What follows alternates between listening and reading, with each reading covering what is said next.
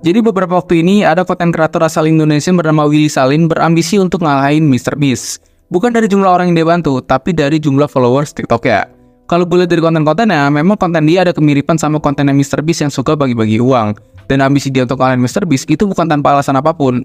Tapi katanya dia pengen mengharumkan nama Indonesia sebagai satu-satunya orang Indonesia yang punya followers terbanyak se-Indonesia. Gua tekenin sekali lagi, gua akan tetap ngalahin MrBeast, mengharumkan nama bangsa Indonesia di mata dunia. Nah, tapi bukannya dia dapat dukungan dari banyak orang, justru dia malah dapat banyak hujatan dari netizen kita sendiri. Karena kalau dibandingin, MrBeast itu ada usahanya, kayak dia bikin challenge, konsepnya pun unik, dan sekalipun konten dia ngasih uang, itu benar-benar ngasih. Sedangkan kalau kontennya si Willy Salim, itu dinilai cuma ngandelin rasa kasihan kita dan juga nggak ada pelajaran apapun yang didapat sama penonton. Bahkan yang lucunya, Willy Salim tuh pernah bilang kalau kita tuh jangan punya mentalitas pengemis yang suka minta-minta. Sedangkan di kontennya dia soalnya minta-minta untuk kita tuh follow akunnya dengan alasan kita bantu dia untuk membanggakan nama Indonesia. Dan saking ramainya fenomena ini, sampai ada beberapa konten kreator yang nyenggol, bahkan sampai ngeparodin konten-kontennya dia. Padahal satu-satunya orang di dunia yang punya mimpi ambisi sebesar ini cuma gua. Nah, hal ini yang ngebuat dia itu dihujat gitu, karena ya konten-kontennya itu dianggap gak berbobot dan egois. Kenapa dibilang egois?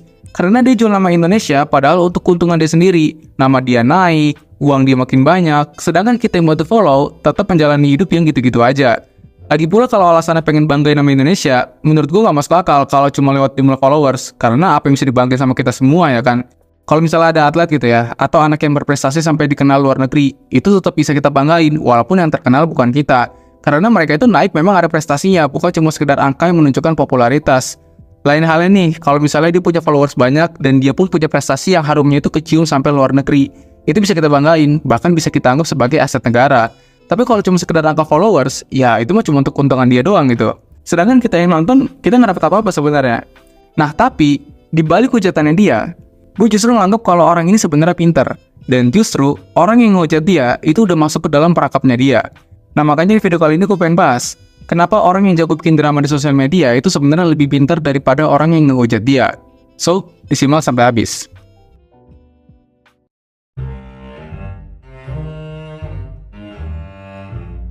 Gue yakin setiap dari kita sadar kalau konten yang mengandung drama atau kontroversi itu konten yang gak berbobot.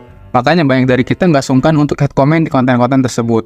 Tapi walaupun konten-konten begini pasti mendapatkan banyak hujatan dari netizen, nyatanya masih banyak kreator yang memang sengaja membuat drama atau berpura-pura bodoh untuk menaikkan namanya. Cara ini nyatanya efektif untuk bisa menonjol sosial media, karena manusia itu mudah terpancing sama suatu hal yang unik atau berbeda dari yang lainnya. Walaupun netizen kita itu mampir untuk kasih hujatan, tapi secara nggak sadar, mereka udah ngasih atensinya untuk naikin engagement si kreator. Coba deh lu lihat kontennya si Willy Salim pas dia tahu dihujat. Apa yang dia lakuin? Apakah dia nyesel, minta maaf, terus berhenti ngulang narasi ngalahin MrBeast? Disinilah letak pintarnya dia. Dia tahu kalau narasi ngalahin MrBeast untuk banggain Indonesia, itu pasti bakal dihujat satu Indonesia. Tapi secara nggak langsung, satu Indonesia itu jadi bahas dia. Walaupun mungkin dia diledekin, dijadiin meme segala macem, tapi secara nggak langsung, nama dia itu jadi tertanam di kepala kita, dan ambisi dia buat ngalahin MrBeast itu jadi label tersendiri untuk dia. Mungkin bisa jadi ketika kita nonton videonya MrBeast atau konten yang masuk FYP kita, ya bisa jadi kita langsung keinget sama Willy Salim, karena itulah yang tertanam di kepala kita. Coba lu lihat deh setelah dia ramai dihujat, dia tetap konsisten aja kan bikin konten. Bahkan bikin klarifikasi yang kata-katanya itu sengaja dibuat ngeselin. Tujuannya ya jelas buat mancing komentar kalian. Gue pernah nonton salah satu podcastnya Timothy Ronald yang dia tuh bilang, cara mudah untuk viral itu adalah bikin konten yang effortnya rendah, tapi hasilnya besar. Yaitu buat satu konten yang mancing emosi banyak orang, dan itu menarik untuk dibahas. Karena di situ, nanti banyak konten kreator yang rela ngomongin lu, walaupun lu gak bayar sepeser pun untuk diomongin. Dia rekam videonya sendiri, skripnya dia yang buat, yang upload dia sendiri. Sedangkan lu yang diomongin, itu cuma butuh tag video sekali aja. Jadi lu gak butuh lagi bayar media atau influencer buat promosi nama lu, karena mereka bakal inisiatif buat ngomongin lu. Lu harus tahu kalau media dan influencer itu butuh banget konten yang fresh, karena itu adalah bensin mereka untuk mereka bisa bertahan.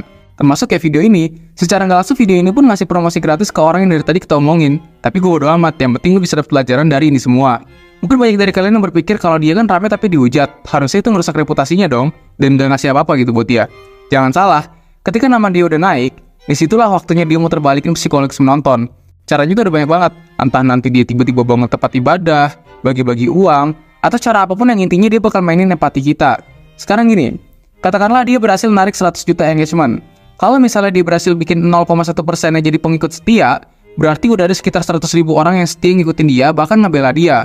Cara ini sebenarnya udah dilakuin beberapa konten kreator dengan tujuan menarik atensi. Karena kita nggak bisa pungkiri, konten-konten bodoh dan gak berbobot itu masih sangat laku di Indonesia.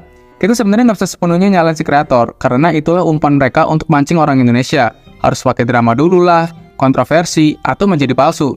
Itu bukan blunder, tapi semuanya itu udah disetting sebelum rame. Walaupun gue nggak ngikutin Willy Salim lebih dalam, tapi gue tahu konten itu dari tahun 2020 atau 2021 gitu.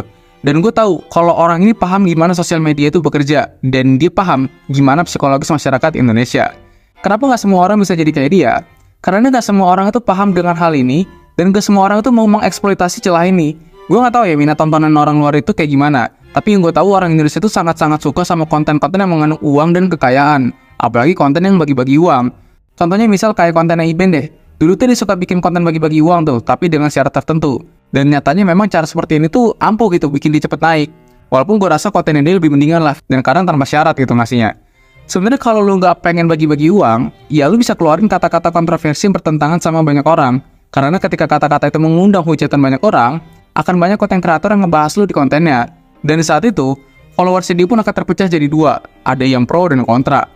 Tapi perlu diingat, cara ini harus dibarengin sama value yang lo punya. Karena kalau lo cuma sekedar ngasih kata-kata kontroversi aja, ya lo cuma dihujat doang. Karena sebenarnya drama atau kontroversi di sosial media itu cuma umpan aja, bukan jadi konten utama. Karena kalau lo cuma ngandelin kontroversi dan drama, ya lo gak akan bertahan lama gitu.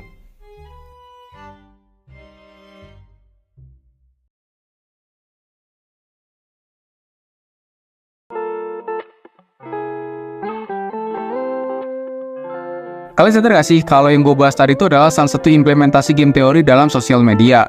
Walaupun memang secara etika nggak patut karena bikin konten yang aneh, tapi ya itulah faktanya. Orang Indonesia masih banyak yang suka sama konten-konten drama atau kontroversi. Kalau masyarakat Indonesia itu udah mulai kritis dan gak suka sama konten drama, ya para kreator nggak akan melakukan hal tersebut, karena nggak bakal laku. Justru orang yang jago bikin drama di sosial media, itu adalah orang-orang yang pintar, karena mereka ngerti gimana celahnya. Sedangkan kita yang ngehujat, kita cuma buang-buang waktu aja sebenarnya. Karena memang untuk cari uang di negara kita tuh nggak perlu jenius, tapi cuma butuh sedikit aja lebih pintar dari kebanyakan orang. Gimana nih pendapat lo? Coba tulis di kolom komen. Well, sekian dulu bahasan kali ini, semoga bermanfaat, dan sampai jumpa di segmen selanjutnya.